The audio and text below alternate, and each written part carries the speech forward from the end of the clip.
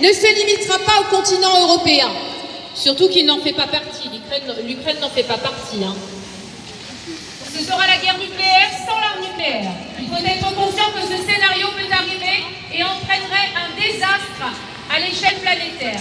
Nous en sommes bien conscients et il faut que les citoyens en prennent conscience et se battent pour destituer et mettre hors d'état de nuire ceux qui poussent à cette guerre.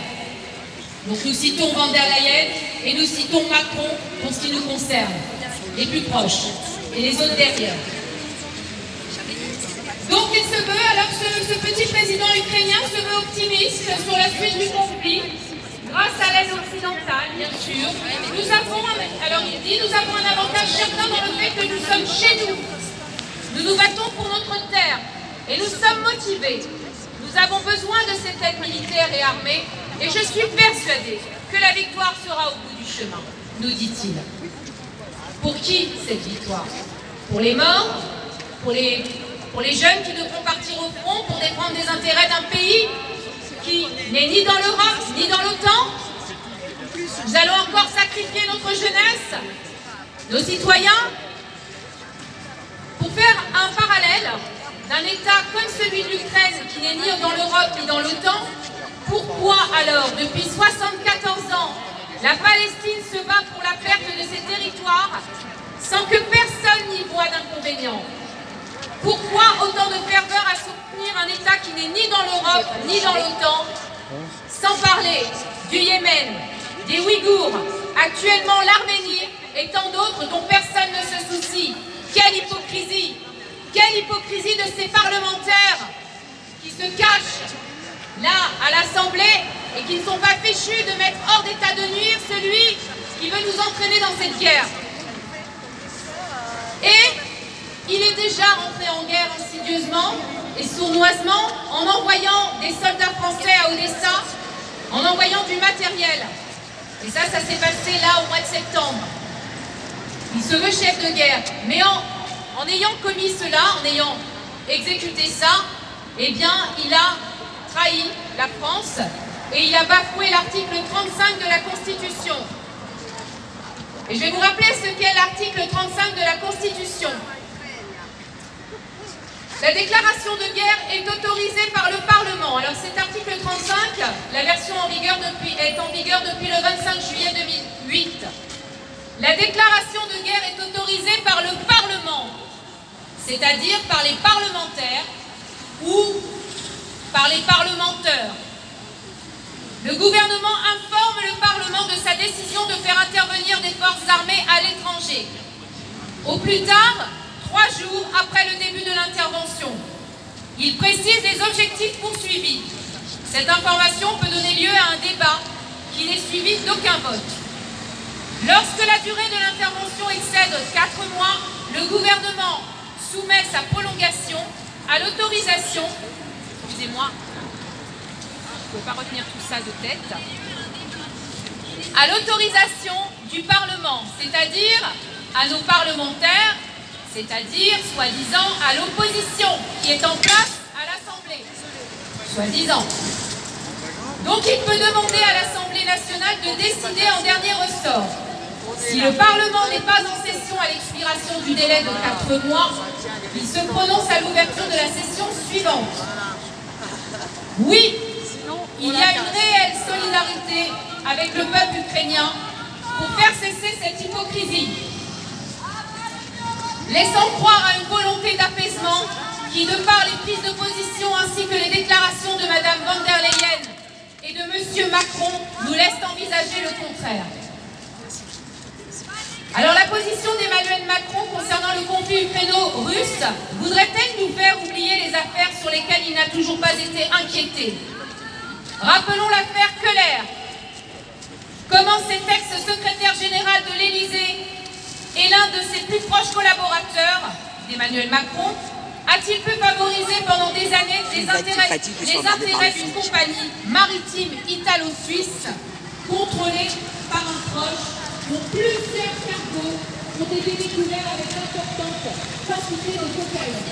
Affaire Keller.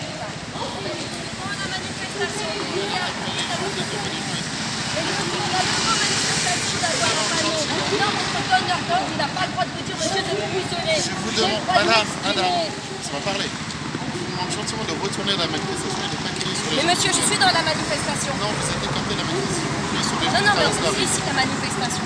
Alors vous me dites que j'ai pas le droit de crier. Je vous demande gentiment de Vous me dites retourner. que j'ai pas le droit de prendre J'ai eu besoin d'aller dans la violence. Ben parce que c'est pas normal. Non, vous m'imposez de me taire. Je vous demande gentiment de retourner à la manifestation et de ne pas crier Je sur les gens. suis dans la manifestation. Est-ce que c'est une délimitation pour la manifestation? De la manifestation là-bas. Mais c'est quoi la délimitation? Rue Constantine, monsieur Angle, rue Constantine. Je vous demande gentiment de ne pas interpeller les gens, de ne pas les crier dessus. Je ne crie pas sur les gens, je brandis ma pancarte. Non, je m'exprime. Donc le monsieur, le fonctionnaire de police répond à un ordre illégal et porte atteinte à ma liberté d'expression en me disant de ne pas interpeller les gens et de ne pas montrer ma pancarte. Monsieur, c'est une atteinte arbitraire à mes libertés fondamentales, notamment celle de la liberté d'expression. Et encore, nous avons déclaré, il y a des personnes qui viennent spontanément. Merci. Bonjour. Non à la guerre. Non aux guerres illégales qui répondent aux exigences de l'hégémonie américaine.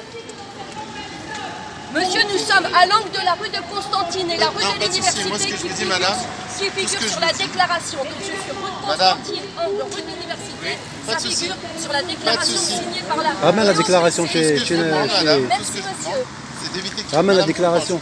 Non mais je veux que les gens m'entendent. Oui mais ne criez pas sur les gens quand ils passent. C'est un Mais pourquoi si vous voulez. Mais quelle loi?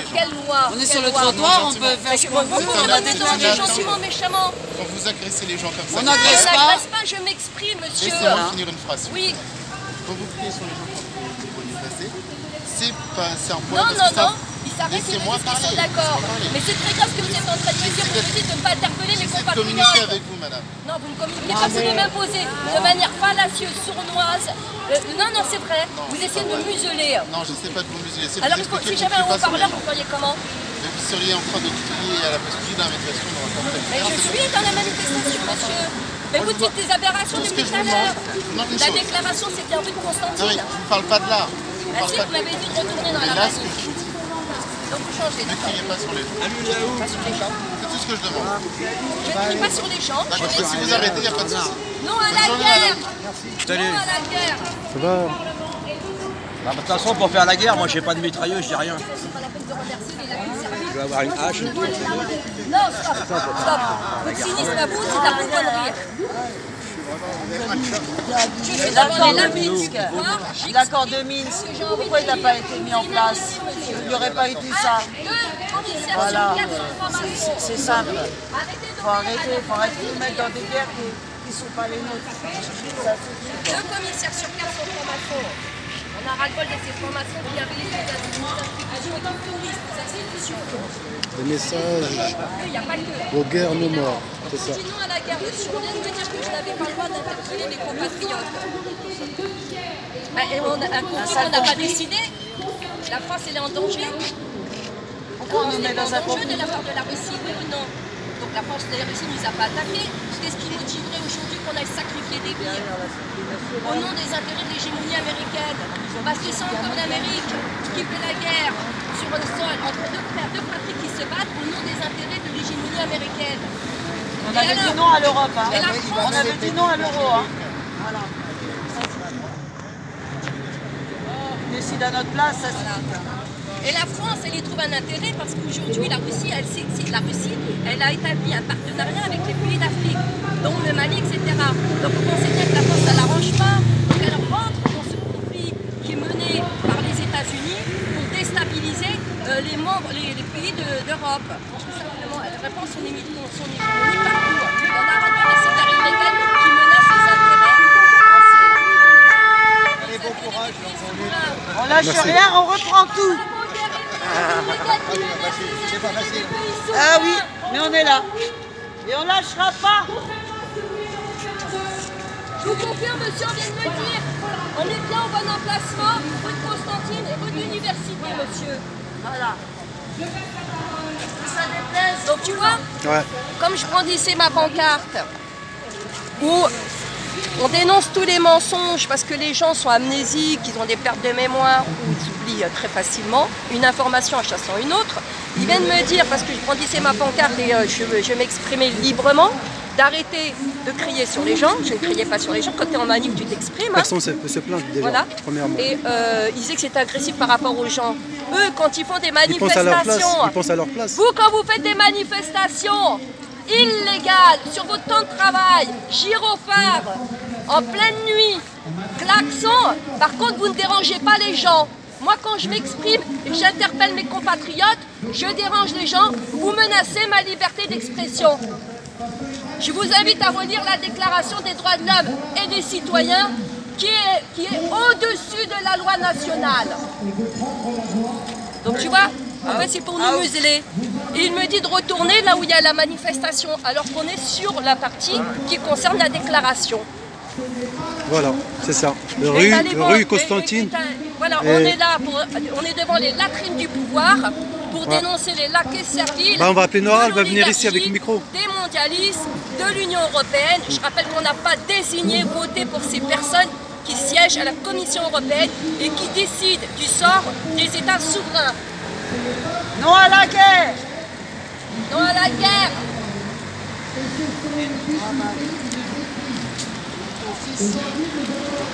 C'est mieux les fils des autres. Bonjour messieurs, on s'est réunis aujourd'hui pour dénoncer justement j'ai un train, je suis désolé. Le gouvernement de faire la guerre contre la Russie, dénoncer les sanctions. Donc vous êtes élus, vous mangez à la gamelle, mais après vous n'écoutez pas le peuple. On dit non à la guerre, on dit non aux sanctions, des gouvernements, des sanctions. C'est ce qu'il dit, d'arrêter de respecter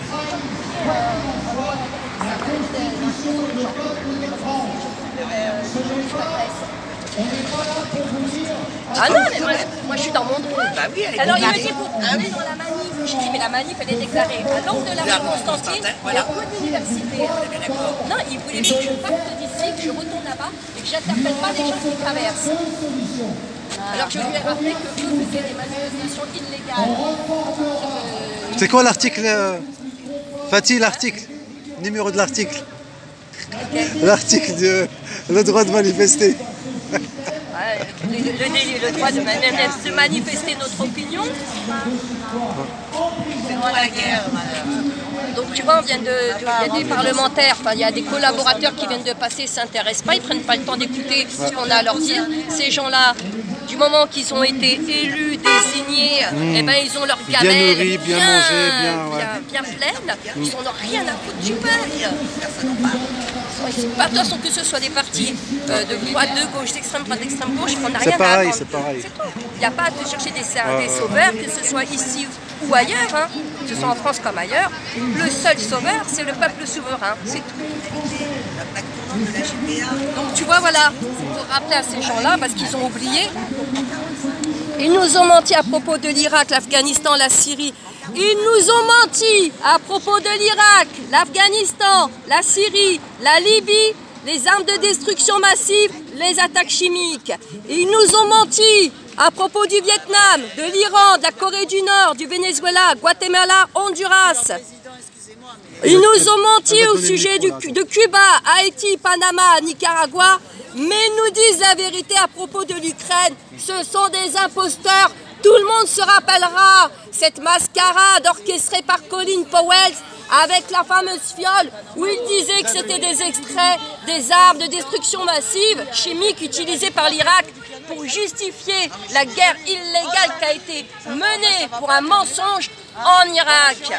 Et on ne parle même pas de la Libye. Ils ont oublié les gens. On rappellera que Kadhafi a payé la campagne de Nicolas Sarkozy, qui une fois qu'il a empoché l'argent... Et Berlusconi en Italie, c'est pareil. Pas que Sarko, mais c'est Sarko qui a... Voilà. Et qui sont partis après attaquer. Aujourd'hui, dans quel état est la Libye? Dans quel état sont l'Irak? Dans quel état sont tous ces pays qui ont été envahis, attaqués par l'Occident au nom de leur pseudo-démocratie? Donc ça suffit, les guerres illégales qui menacent les intérêts des populations, des États souverains menés au nom de l'hégémonie américaine. L'armée française dans les combats aux côtés de l'armée Tiens, ukrainienne. alors ça c'était le traitement de l'Ukraine avant la guerre. D'accord? Donc avant la guerre, l'Ukraine, tous les médias, c'est les médias qui traitaient de l'Ukraine en mettant en avant qu'il y avait des bataillons nazis, qui mettaient en avant, voilà, tu vois, c'était le traitement de l'information par tous les médias de l'Ukraine avant la guerre. Et aujourd'hui, et après février 2022, Slava Ukrainia, c'est devenu un pays, le nationalisme en Ukraine c'est très bien, mais le nationalisme en France c'est très mal. Aujourd'hui, on donne caution au nazisme en Ukraine. Donc les gens, ils comprennent comment les médias sont les médias de propagande. Ah, c'est dommage, Nadia Camon. Les médias de propagande arrivent à manipuler la masse. Avec la Deuxième Guerre mondiale, tous les ans, on a droit on va écouter Nadia là-bas. Merci Fatih. On a droit à la